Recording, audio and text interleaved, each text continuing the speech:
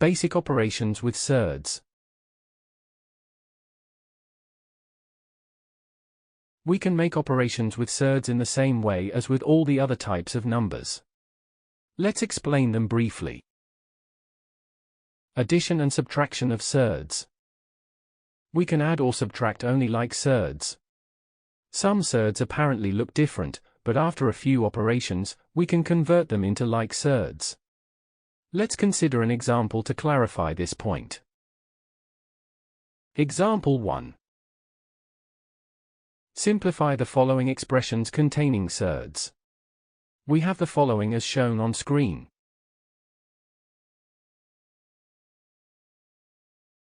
Solution 1. A. First, we must break down the original surds into factors to see whether they contain like surds or not.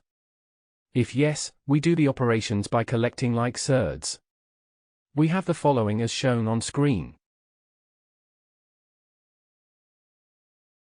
B. Again, we use the same procedure as in A. Thus we have the following shown on screen.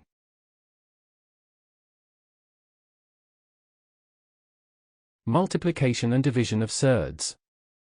Multiplication and division of surds is nothing more but the applications of the first two properties of surds in the reverse direction, from end to start.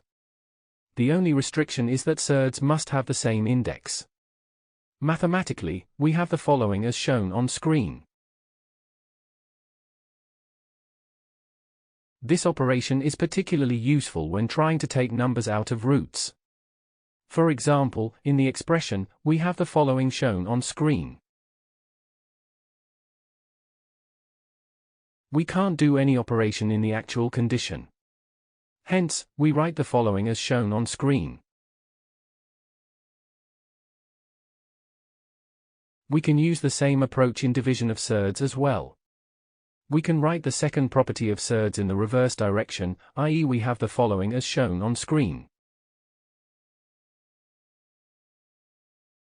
For example, we have the following as shown on screen. This method too is used to solve or simplify an expression where it is not possible to make any operation or simplification of surds in the original form. Example 2. Write the following expressions in the simplest form. We have the following shown on screen.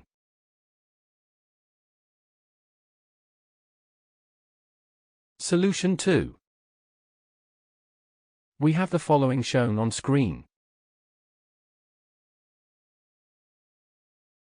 We have the following shown on screen.